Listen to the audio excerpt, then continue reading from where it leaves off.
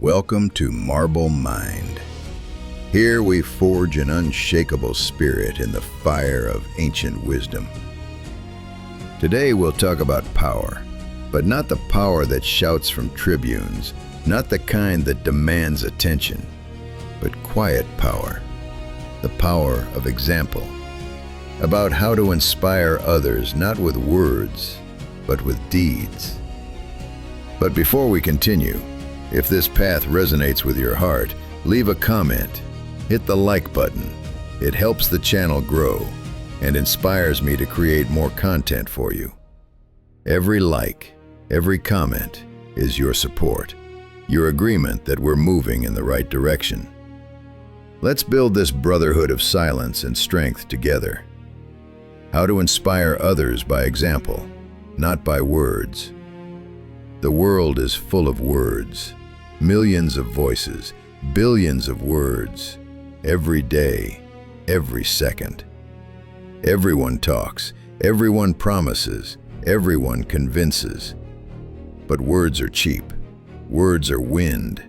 They dissipate, are forgotten, lost in the noise. But deeds remain. Deeds are stone, solid, visible, irrefutable. Marcus Aurelius didn't write manifestos. He didn't give speeches to the people. He simply lived. Every day, he rose before dawn. He worked until sunset. He was just honest, firm. And people saw this. They didn't listen to his words. They watched his deeds, and they changed. Not because he commanded them, but because he showed them how to live. This is true inspiration, not a lecture, not a motivational speech, not beautiful quotes on Instagram, but life, real life, lived according to principles. Epictetus was a slave. He had no opportunity to speak from tribunes. He had no power. He had no money. But he had an example. He lived with dignity, even in chains. He preserved human dignity, even when beaten. He remained a philosopher, even when the world treated him as a thing. And people saw this, his students, other slaves, even free citizens. They saw a man who didn't break, who didn't become an animal, who remained himself, and this inspired them more than any words. Seneca served Nero, the cruelest emperor. He could have shouted about injustice. He could have written angry treatises. He could have called for rebellion. But he chose another path. He chose the path of dignity. He served, but didn't betray his principles. He advised, but didn't flatter. He remained a philosopher at the tyrant's court. And when the time came to die, he died with dignity, calmly, as he lived. His death inspired more people than any of his speeches, because he showed how a Stoic dies, how a man dies who lives by principles to the very end. What's the difference between words and example? Words appeal to reason. Example touches the soul. Words can be disputed. Example cannot be argued with. Words can be forgotten. Example is remembered forever. When you tell people, be honest, they nod and continue lying. When you yourself are honest, even when it's disadvantageous, even when it costs you money, status, position, people see this and it changes them.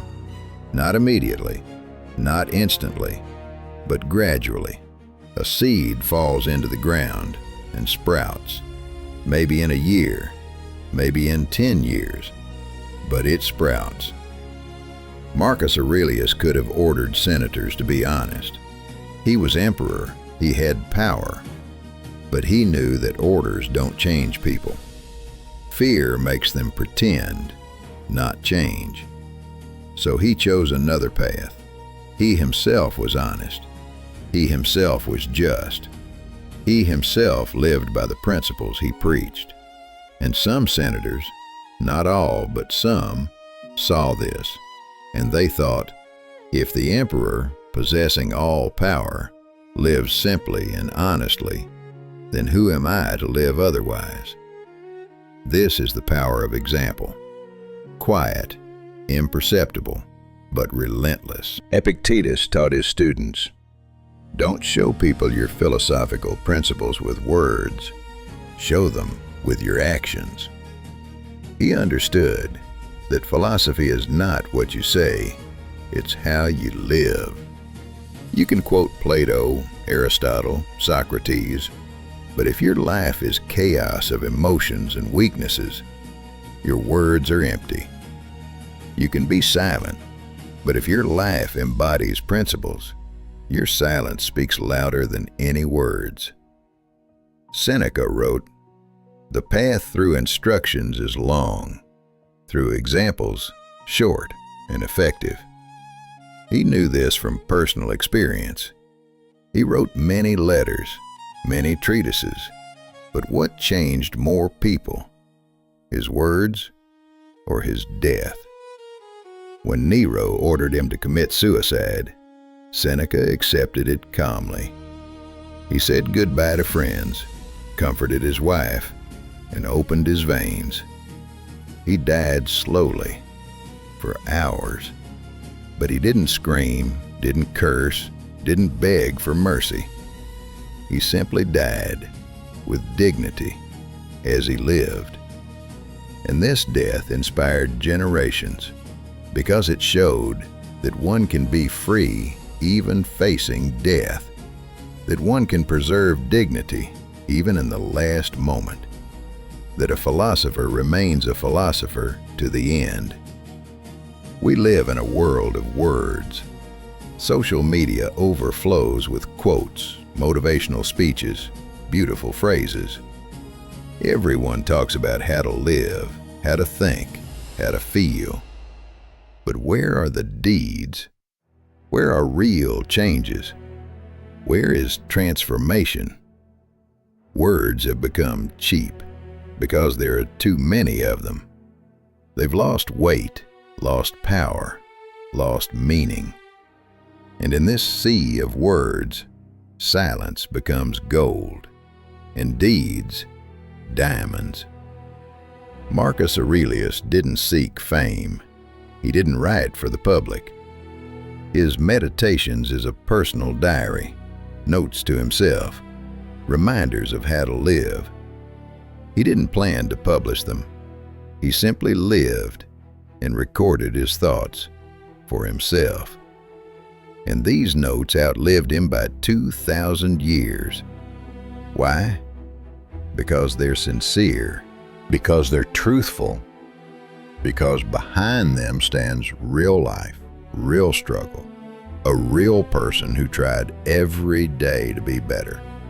When you talk too much about your principles, people start doubting.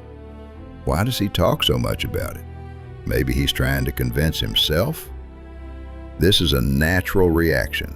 We're suspicious of those who declare their values too loudly, because often behind loud words hides emptiness. But when a person simply lives, doesn't talk about his principles, doesn't advertise his philosophy, but every day does the right things, people notice. Maybe not immediately, maybe in a year, in 5 years, but they notice. And they start asking, why do you act this way? What guides you? And then, when they ask, and not when you preach yourself, your words have weight, because they're backed by deeds. Epictetus told his students, philosophy doesn't tolerate showiness. He meant that true philosophy is not for spectators, it's for yourself. You don't philosophize for applause. You philosophize to become better. And if you become better, people see it. They don't need your explanations. They don't need your lectures. They see the result. And the result speaks for itself. Silence is not passivity. silence is strength. When everyone around is shouting, silence is heard louder than all. When everyone promises, silence and deed are worth more than all promises. Marcus Aurelius could have promised the people golden mountains. He could have given beautiful speeches about Rome's future, but he chose silence and work. He silently strengthened borders, silently fought enemies, silently ruled the empire. And people respected him not for words, but for deeds. They saw results, and results need no commentary. Seneca was surrounded by rhetoricians, people who made a living from beautiful speeches. They could talk for hours, convince, manipulate, charm. But Seneca knew the price of these words. He himself was a master of words. But he also knew that words without deeds are empty sound. So he didn't write for the public. He wrote to his friend Lucilius. Personal letters, sincere, without showiness, without desire to impress. Just honest conversation between two people. And precisely this honesty, this sincerity, made his letters immortal. Practice of silence. Try to spend a day, a week, a month without talking about your principles, about your values, about your philosophy. Simply live according to them and observe what happens. You'll notice that people start paying attention to you, not because you speak, but because you do. They see that you don't participate in gossip, that you don't lie for profit, that you keep your word even when it's inconvenient. And they start asking. And then, when they ask, you can speak, because now your words have foundation. They stand on the foundation of real deeds. Marcus Aurelius understood that a leader inspires not by speeches, but by example. He could have ordered the army to be brave, but orders don't make people brave. Fear makes them pretend, not be. So Marcus himself went into battle, not because he was a great warrior, he wasn't, but he was emperor, and he showed that the emperor doesn't hide behind soldiers' backs. And soldiers saw this, and they became braver, not because they were ordered, but because they were inspired by example. Epictetus taught, "Be what you want to seem." This is not about pretense. This is about true seeming coming from true being. You cannot pretend for long. Sooner or later, the mask falls. But if you truly live by principles, you don't need a mask. You simply are. And people see this, and it inspires them, because they see that it's possible, that one can live by principles, that one can be honest in a world of lies, that one can be strong without violence, that one can be free in any circumstances. Silence also protects from pride. When you constantly talk about your achievements, about your principles, about your philosophy, you risk falling into pride. You start believing your words more than your deeds. You start thinking you're better than others, because you talk so much about virtue. But silence keeps you in humility. It reminds that words mean nothing, that only deeds matter. And if your deeds aren't good enough, no words will fix them. Seneca wrote, "I don't write to show how much I know, but to understand what I know." This is honesty. This is sincerity. This is admission that writing is a tool for self-knowledge, not for boasting. And precisely this sincerity makes his words valuable, because they don't try to impress, they try to find truth. And truth always inspires, because it's rare, because it's precious, because it's real. There's an old saying, actions speak louder than words, but we've forgotten its meaning. We say these words, but continue believing words more than deeds. We listen to politicians' promises, though we know they lie. We believe advertising, though we know it manipulates. We follow opinion leaders, though their lives often contradict their words. Why? Because words are easier to perceive. Words require less effort. Words give instant satisfaction. But deeds require observation, time, attention. But precisely deeds show a person's true essence. Marcus Aurelius could have written laws about justice. He could have ordered everyone to be just. But he knew that laws without example are empty paper. So he himself was just. In his reign, there were no mass executions, no persecutions, no arbitrariness. He judged each case personally, delved into details, tried to understand the truth. He could err, he was human, but he tried every day to be just. And people saw this, and they began believing that justice is possible, that it's not just a beautiful word, but real practice. When you promise something and don't deliver, you lose trust. But worse, you teach others that promises don't have to be kept. You show them an example, a bad example. Children learn not from your words, but from your deeds. If you tell them, don't lie, but lie yourself, they'll learn to lie. If you tell them, be kind, but are cruel yourself, they'll learn cruelty.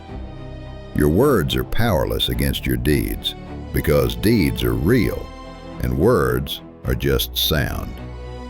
Epictetus was a teacher, but he didn't lecture from a podium.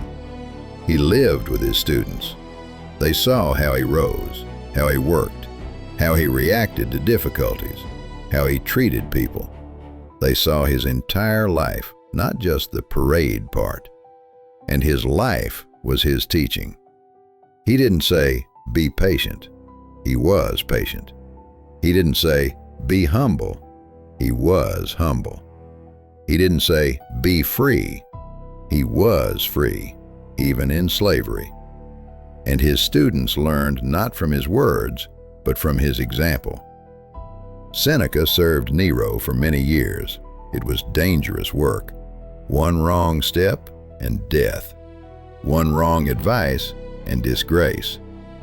He could have flattered, he could have pleased, he could have become a court sycophant. Many did. But Seneca chose another path. He spoke truth as much as he could, as much as Nero was ready to hear it. He tried to soften the emperor's cruelty, direct his energy in the right direction. And sometimes it worked. Not always, but sometimes. And these were his deeds, not his words. His deeds saved people's lives. His deeds restrained the tyrant, at least for a time. Practice of deeds. Every day, choose one deed that corresponds to your principles. Don't talk about it, just do it. If you value honesty, tell the truth, even when a lie is more profitable. If you value kindness, help someone, even when it's inconvenient. If you value discipline, do what you planned, even when you don't feel like it. Don't post it on social media. Don't tell friends. Just do it.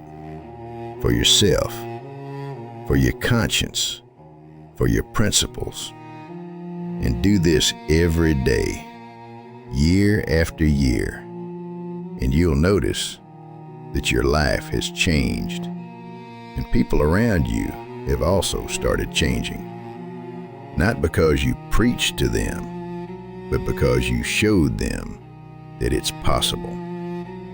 Marcus Aurelius understood the power of consistency. He knew that one good deed means nothing. What matters is not a bright flash, but steady burning, day after day, year after year. He didn't perform heroic acts. He simply did the right things every day. Rose early, worked hard, judged justly, loved his wife, raised children, ruled the empire. Nothing heroic, just daily work. But this daily work changed Rome. Not instantly, but changed. Because the example of consistency inspires more than the example of heroism. Heroism is unattainable for an ordinary person, but consistency is available to everyone. Epictetus taught, "Don't say you're a philosopher, be one." This is the key. Don't call yourself, be. Don't announce your principles, live by them. Don't promise to change, change.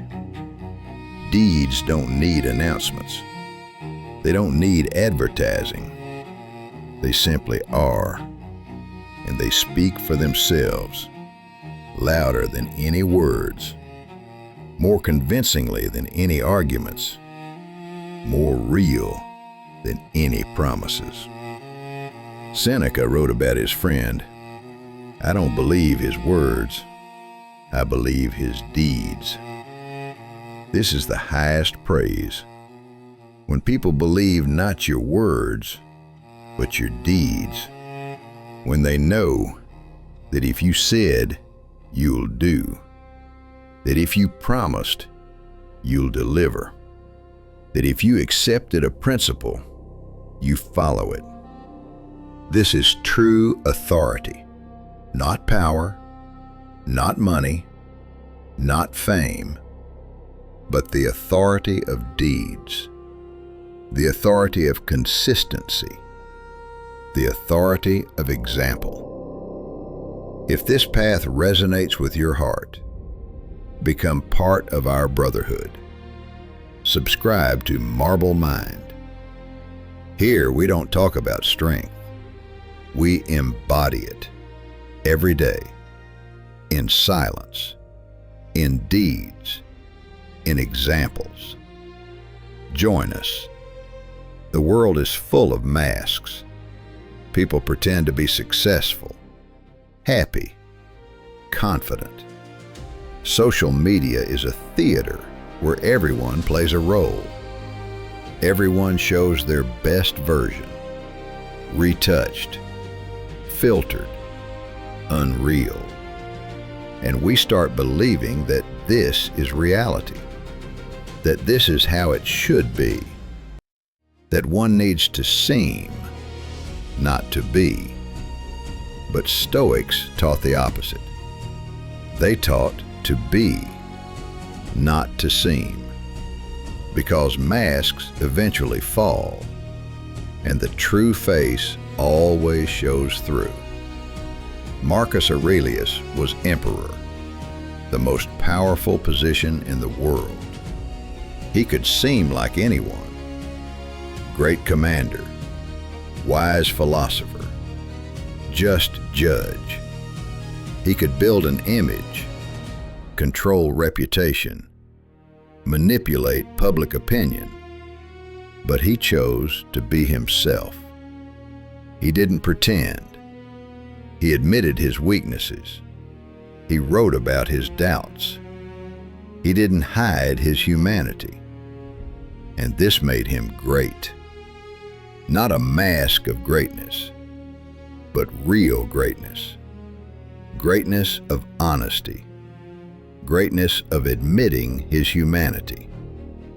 When you pretend, you live in constant fear. Fear of being exposed. Fear that the mask will fall. Fear that people will see the real you. And this fear exhausts. It takes energy. It takes joy. It takes freedom. Because you become a slave to your mask. You must constantly maintain it, adjust it, protect it.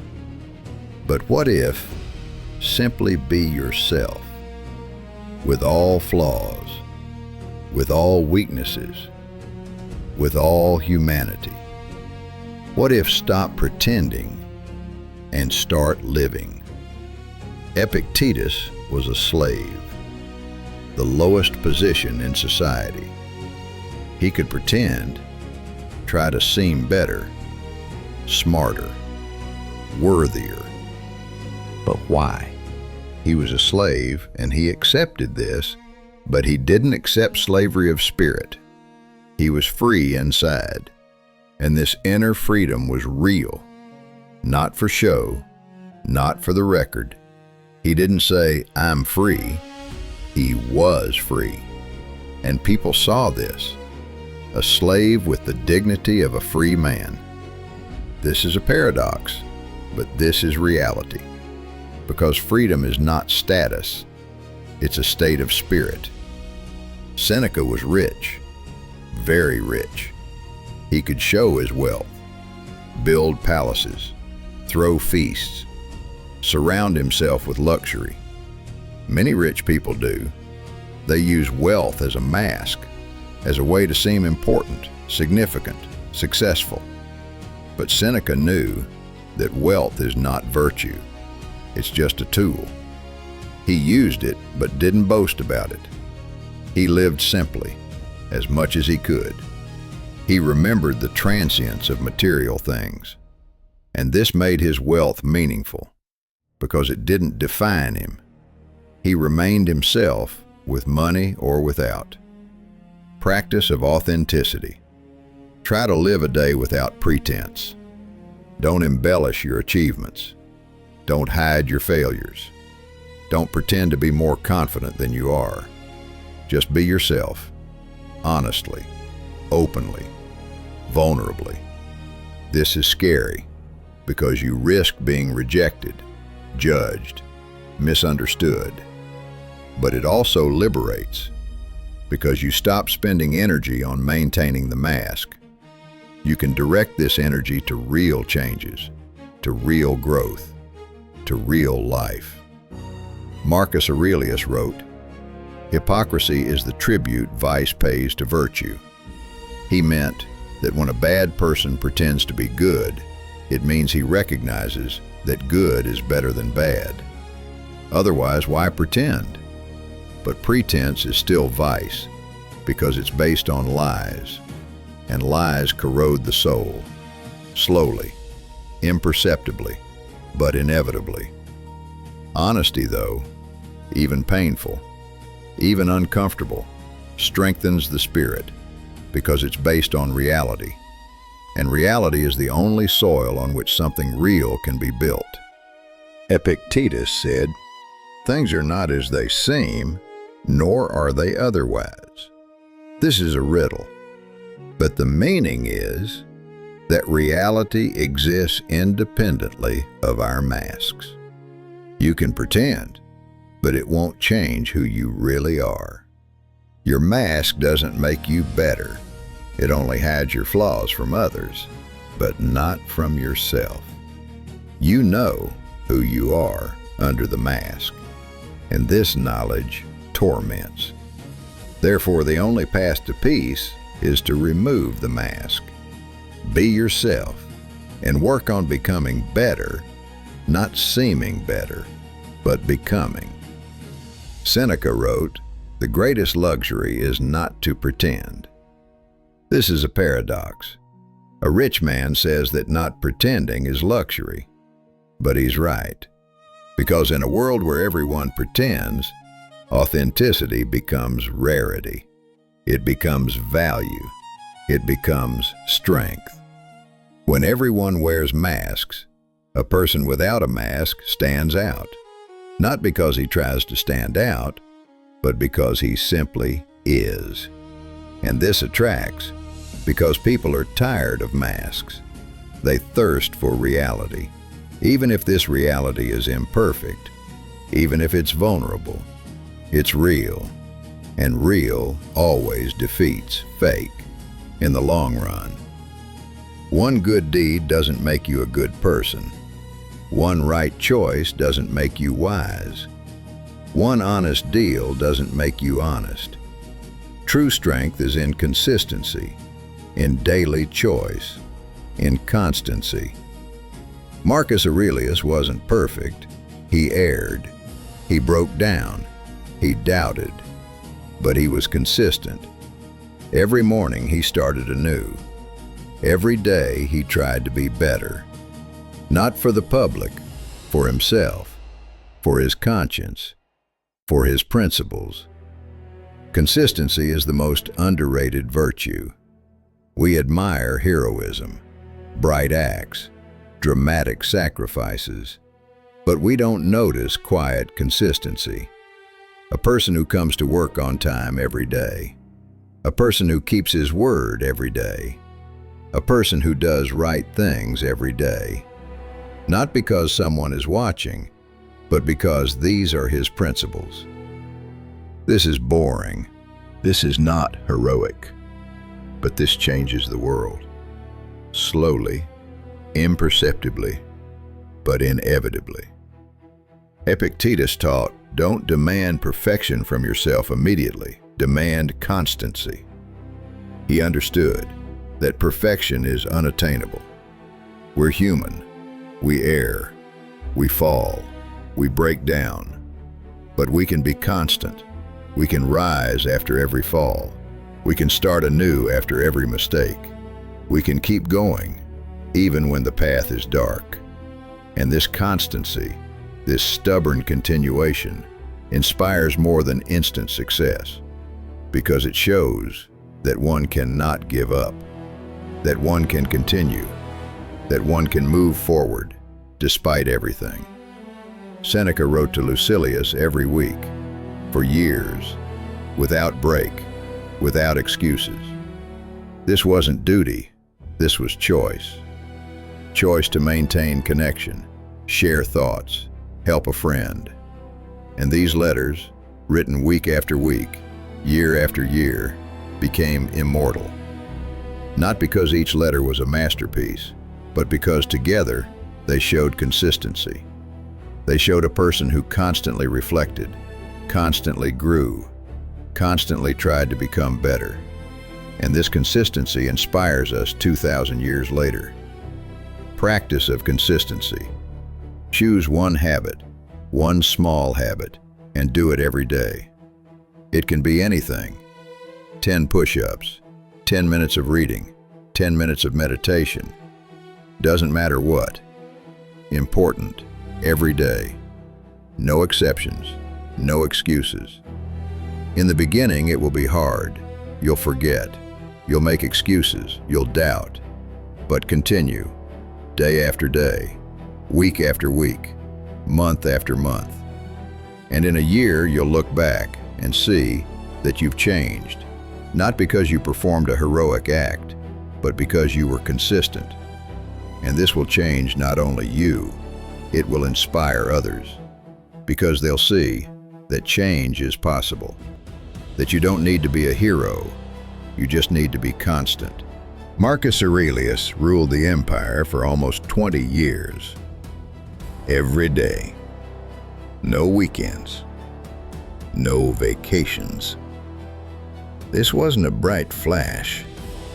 It was a steady flame that burned day after day, year after year.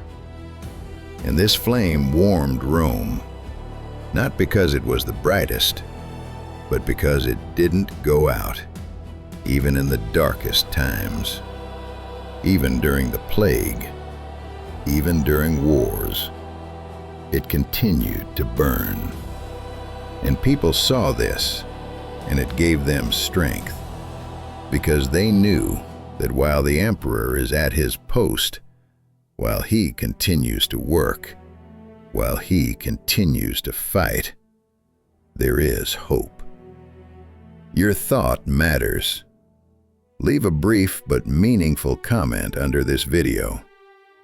Let it be your seal on today's lesson. Share your experience of consistency. This will help not only you, but others too. It's easy to inspire when everything is good. Easy to be an example when life favors you. But true strength manifests in suffering, in how you endure difficulties, in whether you preserve dignity when everything collapses. Marcus Aurelius ruled during the plague. A third of Rome's population died. His plans collapsed. His dreams shattered. But he didn't break. He continued working. Every day, doing what he could. And people saw this, and it gave them strength. Because if the emperor doesn't give up, then they won't give up either. Suffering reveals truth. It tears off masks. It shows who you really are. When everything is good, it's easy to seem wise, patient, strong. But when pain comes, pretense and showiness disappear. Only you remain, your true essence. And if this essence is worthy, if you remain yourself in suffering, this inspires more than any success. Because success can be accident, but dignity in suffering is always a choice. Epictetus was crippled. His master broke his leg. He limped all his life. Physical pain was his constant companion. But he didn't become bitter. He didn't become cynical. He didn't curse fate. He accepted it and continued living, teaching, reflecting. And his example showed that physical suffering doesn't define a person, that one can preserve humanity even in pain, that one can be a philosopher even with a crippled body, because philosophy lives in the soul, and the soul is free from physical limitations. Seneca lost everything, several times. He was in exile. He lost his fortune. He lost his position. He lost loved ones. Each loss was a blow. Each loss was pain. But he didn't lose himself. He wrote, reflected, taught, and his words, written in suffering, have special power. Because they're not abstract. They're suffered through.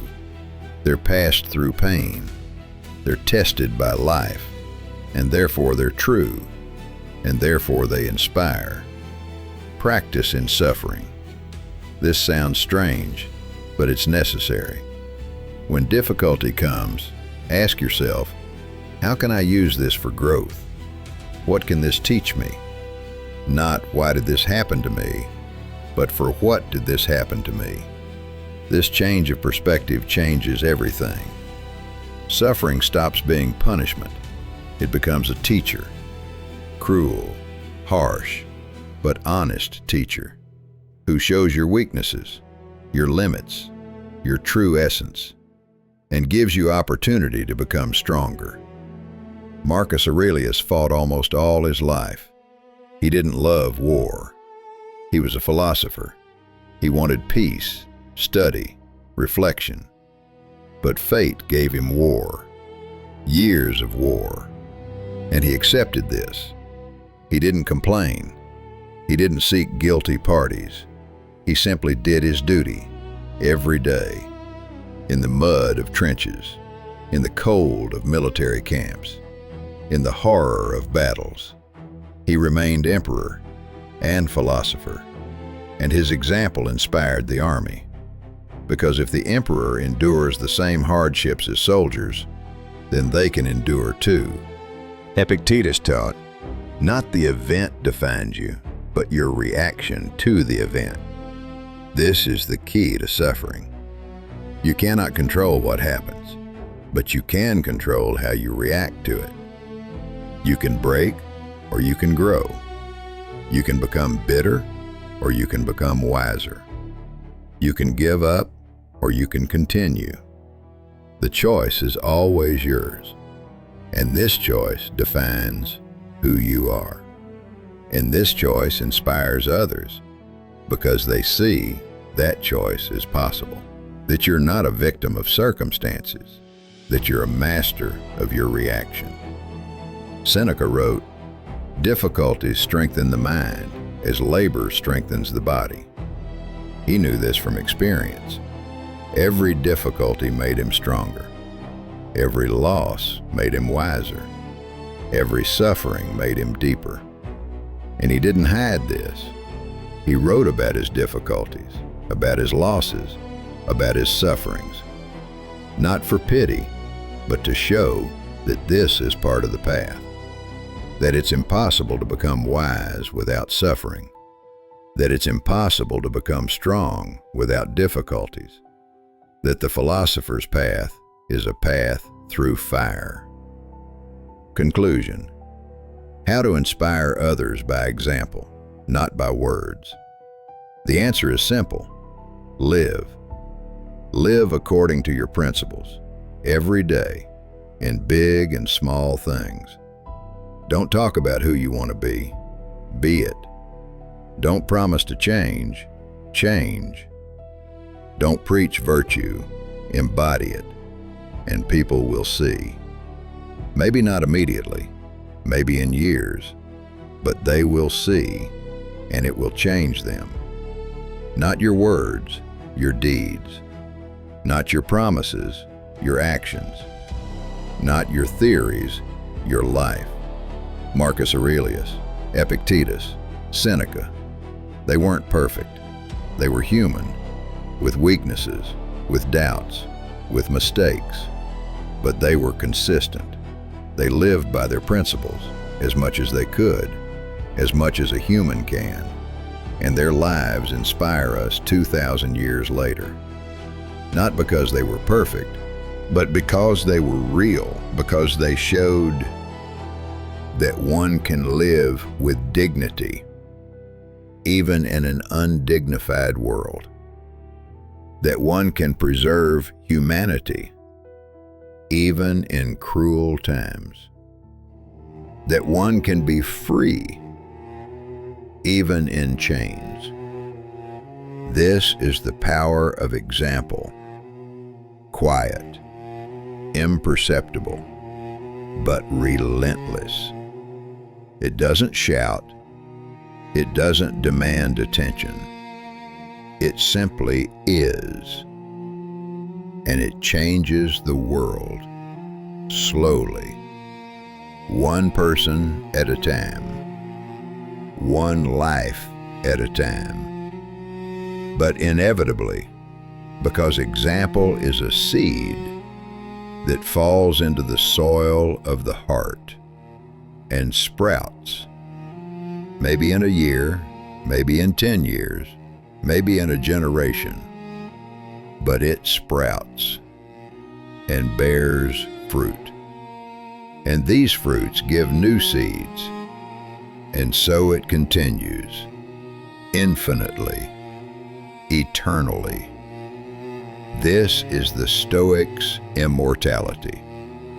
Not in fame, not in memory, but in the seeds of example that he sowed, and that continue to sprout centuries after his death. Start today, not with great deeds, with small ones, not with heroic acts, with daily choice, not with changing the world, with changing yourself. Be who you want to be. Don't talk about it. Be. And the world will change, not because you changed it, but because you changed. And your change sowed seeds in others' hearts. And these seeds will sprout someday, somewhere, in someone. And this will be your legacy. Not words, deeds. Not promises, examples. Not theories, life. Real, honest, worthy life.